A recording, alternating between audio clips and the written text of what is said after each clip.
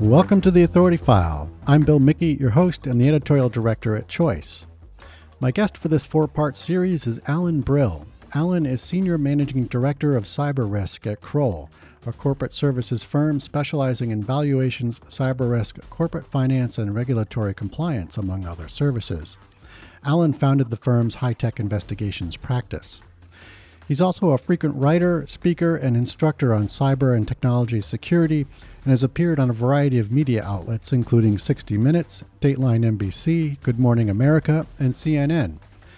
During this series, sponsored by Springer Nature, Alan and I will be discussing the state of cybersecurity in higher education, particularly the risks facing colleges and universities and their libraries, faculty, students, and administrators.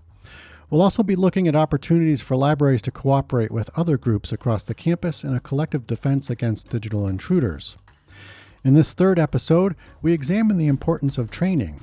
We'll also hear one librarian's story about a hacker's repeated attempts to gain access to a database full of sensitive national security data, and Alan's analysis of what happened next.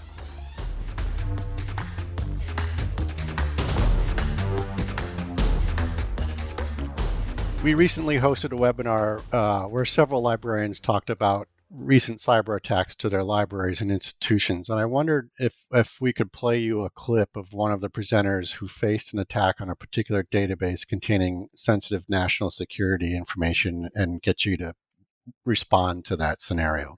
Sure, not a problem. Okay. So in 2019, May 2019, hackers attempted to gain access to and alter military intelligence that was provided to Columbia by the libraries. They did this by impersonating a Columbia student and using the library's various channels for research support to gain access. So in other words, the very channels that we use to make ourselves accessible to our users, virtual reference, email reference, web forms. So in 2019, the libraries learned that someone claiming to be a Columbia student was trying to access this database by contacting our vendor directly. So they were essentially saying, hello, I'm a student. I am trying to get access to your resources. Can you please help me?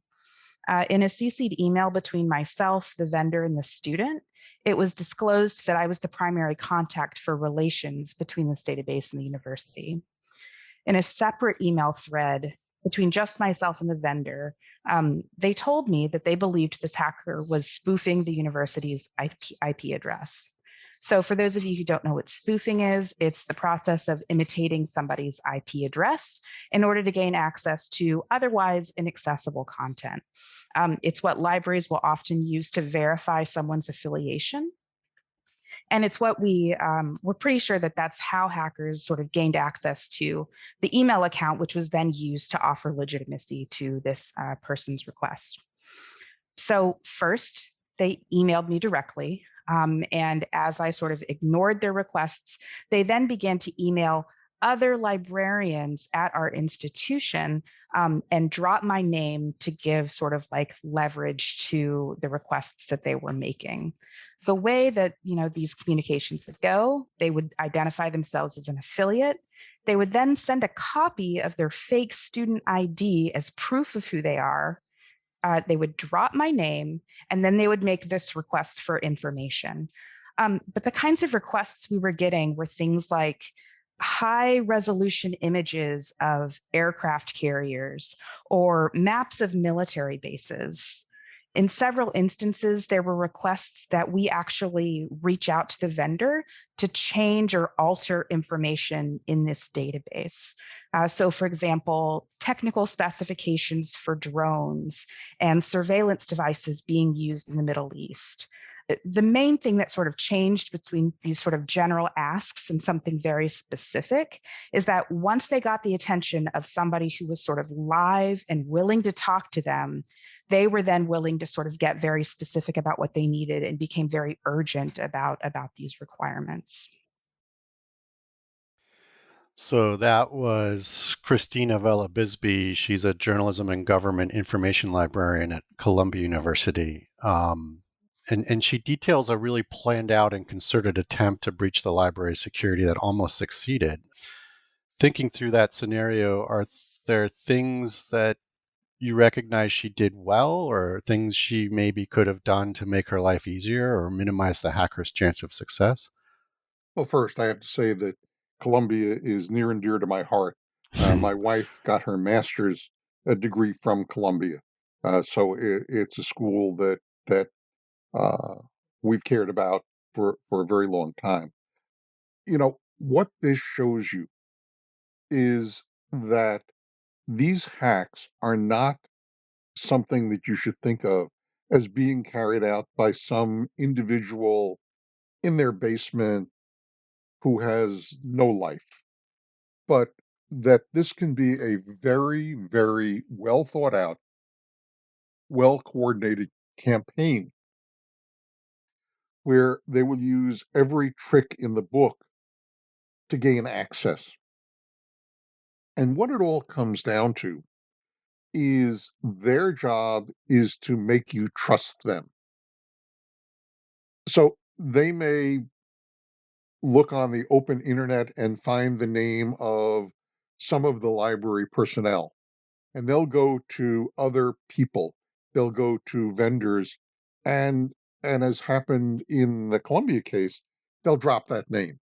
And it's kind of natural to say, oh, Joe sent them, uh, Christina sent them, must be okay. Hmm. And that's where trust but verify comes in. It is, listen, I understand what you're saying, but we have a policy that requires us to go through an authentication procedure. And here's what it is. Right. And, that's going to vary depending upon the university, maybe the kind of data that's being accessed. But the other end of it is it always is made to seem incredibly urgent. You know, if you don't give me this data in the next 30 minutes, I can't graduate. I'm going to be held back an entire year and it's going to be your fault. And they try to put guilt on you. They try to make you think it's your professional responsibility to help them. But the key is security procedures only work if we use them consistently Hmm. and if we're trained to know that bad actors are going to play on those emotions. Right. So if you have an authentication procedure, then, you can say, hey, I'm glad to help you, but I need you to go through the university's normal channels and authenticate yourself. And then I'll see your request and I can deal with it. But no, I'm not going to give you emergency access because you're crying on the phone. Yeah. I had something very, very similar happen to me this semester. As you know, I teach as an adjunct professor at the Texas A&M Law School. And I had a student who told me that they needed uh, extra time on their final, and they had a story that would make anybody who's a human being distraught. And I said, I feel terrible, but we have a procedure for this, and you got to go through that procedure. I'm not bending the rules because you made me feel bad. And I absolutely know that the law school has my back when I do that. And that's really the key Yep. is that you need to know that when you follow the procedures, there's not going to be the kind of negative feedback that's going to encourage you to not do that the next time. If somebody says they were begging you, all you had to do was give them access and you made them fail that course. And that's not what a librarian is supposed to do. That's not the kind of feedback that we as security people want you to get. We would rather they say, it was terrible, we all feel bad about it, but you did the right thing. You Hmm. had them follow the rules. And that really, I think, is the key, is they will try anything to play on your emotions, to get you to believe that they have authorization that they don't really have, and that they need to use it right now to stop the sky from falling. Yeah. So a lot of the talk around cybersecurity hinges on training, and I'm wondering what kind of training do you think academic librarians need to better protect their institutions? And related to that, what is the library's role here in sort of partnering with the broader institution to within that training, but also moving forward in sort of participating in a broader campaign to protect the institution at large? Bill, I think it's a great question, but I think it's one that we have to divide into a few logical pieces. First, I think the evolution of the librarian into an important part of the overall cyber defense strategy of a university leads me to think that going forward, we need to consider having training, perhaps a course on cybersecurity in the library setting as part of schools of library science, because it has become as important as pretty much anything else in the profession. And we want to prepare people to know how to deal with it and not be dealing with it on an ad hoc basis. Second, when universities are providing training for their people in cybersecurity, don't leave out the library staff. Hmm. They can seem like people that aren't nearly as involved as the research people, as faculty research. But what we've seen and what that audio clip shows is they really are at the center of this. So we want to make sure that we provide reasonable training to those working in the library environment, both as a startup, so they know what to expect, and then as part of the university's general cybersecurity program, their Right. anti-phishing programs, their telephone call testing programs, even something as simple as one of the tests that we at Kroll will often do, and that is we will drop a key ring with several keys and a memory stick. And we might drop it in a bathroom at the library. And what we want to see is if somebody's going to find it, and since there's no name on it, they think, well, let me just plug this into the USB drive in my computer, and they end up infecting the entire network because the drive is built to do exactly that. So it's really a matter of keeping the library in mind when you're designing and executing your overall university cyber defense training program. If you can do that, you're going to put a dent in the ability of the bad guys to breach your security. Hmm. So we've talked about sort of the library's role in this, and you've mentioned a few times now sort of the higher up sort of administrative level and the role that that plays. I'm wondering if we can focus a little bit on that. What role, organizationally or institutionally does the university administration play in promoting an integrated effort to back and really sort of professionalize a cybersecurity effort campus-wide? If you don't have that support from the top, our observations are that the program will not work as well as it could or that it should. Everybody's got to recognize that for the information that they manage, control, and deal with, that they are the cybersecurity officer. We've seen some innovative ways of reinforcing that. For example, you might, within the context of an employee annual review program, Hmm. put a couple of questions in there about cybersecurity. Did they do the right thing to defend the university's information?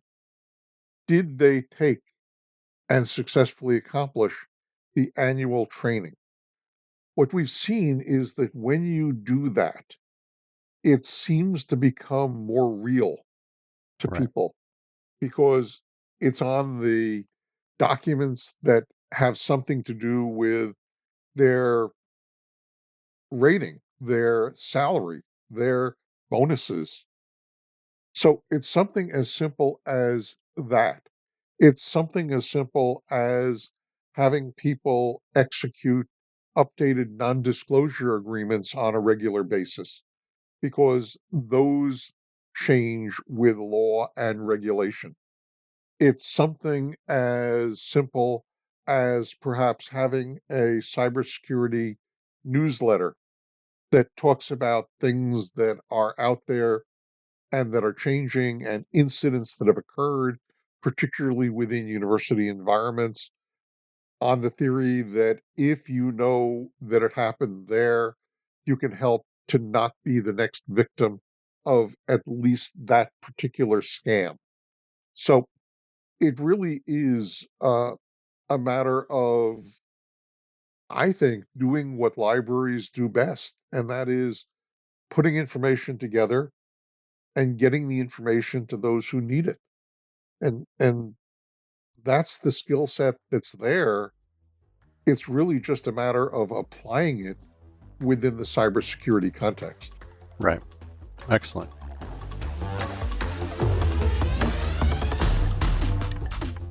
You just heard from Alan Brill. Alan is Senior Managing Director of Cyber Risk at Kroll, a corporate services firm specializing in valuations, cyber risk, corporate finance, and regulatory compliance, among other services. Alan founded the firm's high-tech investigations practice. This episode is sponsored by Springer Nature. Join us next week as we look at entities such as Sci-Hub and the complicated dance researchers, publishers, and the public do around copyrighted and paywalled information. Finally, Alan, from his perspective as a cybersecurity expert, talks about emerging threats that librarians should be aware of. We could be hit tomorrow with a zero-day attack that nobody even knew was possible. What we need is a pre-planned incident response program that brings together senior management, the general counsel, IT security, HR, compliance, libraries, healthcare, if you have a healthcare operation as part of the university, so that when it happens, and I think the only rational position today is don't think in terms of if, think in terms of when it happens, you're going to know what to do. If you like what you hear, rate us or give us a review on your podcast platform of choice. As always, sponsorship and advertising for the Authority File podcast are handled by Choice's advertising manager, Pam Marino, and all of our episodes are produced by Choice's senior digital media producer, Mark Dirks, and digital media assistant, Sabrina Kofer. That's all for this week. Thanks for joining us.